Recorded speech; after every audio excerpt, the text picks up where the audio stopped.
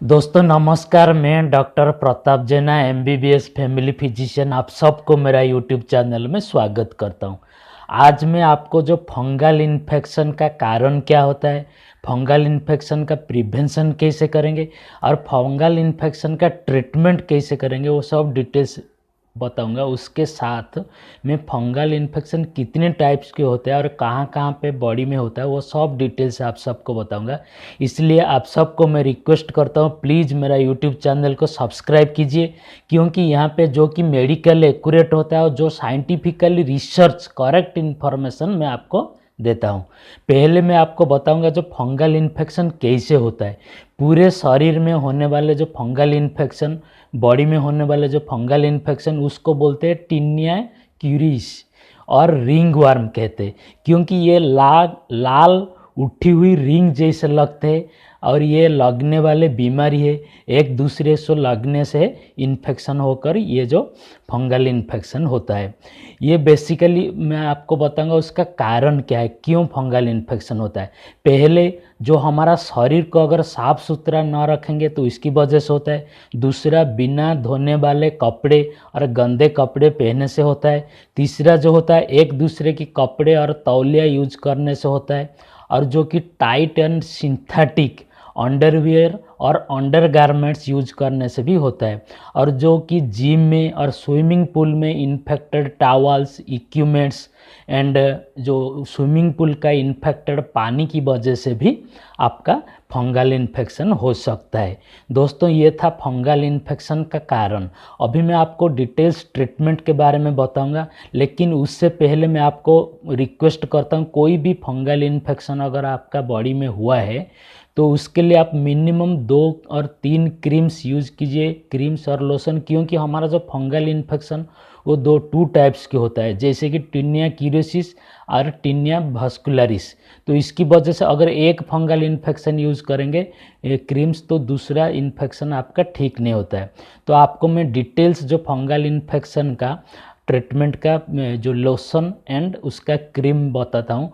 अगर होगा तो आप एक नोट पैड में पेन और नोट पैड लाकर उसको लिख लीजिए।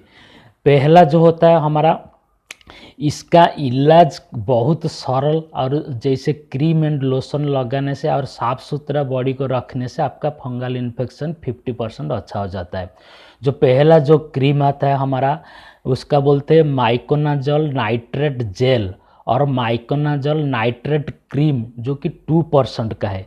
कोई भी एक माइकोनाजोल नाइट्रेट जेल 2% और माइकोनाजोल नाइट्रेट क्रीम 2%। इसको आप क्या करेंगे, दिन में लगाएंगे। इसको आप दिन में मिनिमम 2 टाइम्स आपका जहाँ जहाँ पे घाव हुआ है और फंगल इन्फेक्शन हुआ है वहाँ पे लगाइए।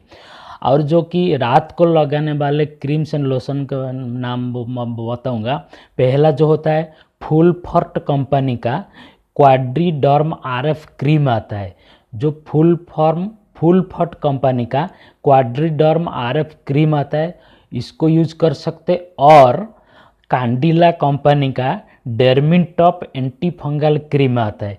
कोई भी एक क्रीम को, इधर क्वाड्रीडर्म आरएफ क्रीम और डेर्मिटॉप एंटी फंगल क्रीम, कोई एक क्रीम को रात को सोने के पहले आपका जहाँ जहाँ पे भी फंगल इन्फेक्शन हुआ है, घाव हुआ है, वहाँ पे लगाइए और ये रात भर रहने दीजिए।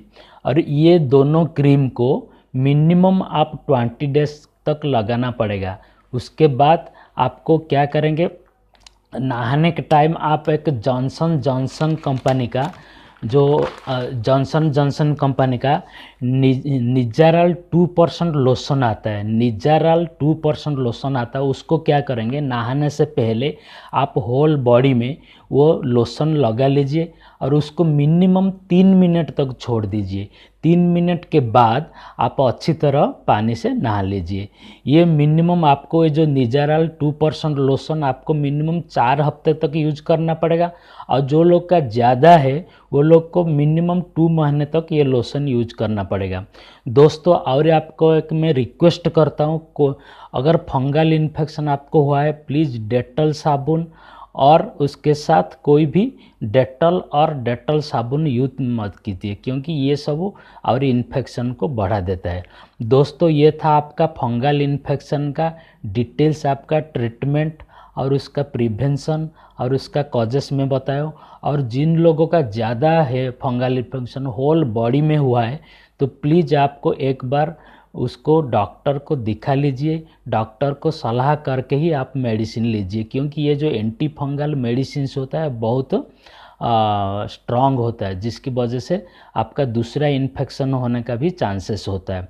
और जिन लोगों का जो टीनिया वास्कुलरिस इन्फेक्शन होता है वो भी एक फंगल इन्फेक्शन है, लेकिन ये छोटे छोटे दाग और धब्बे जैसे दिखता है, छोटे छोटे राउंड राउंड होता है।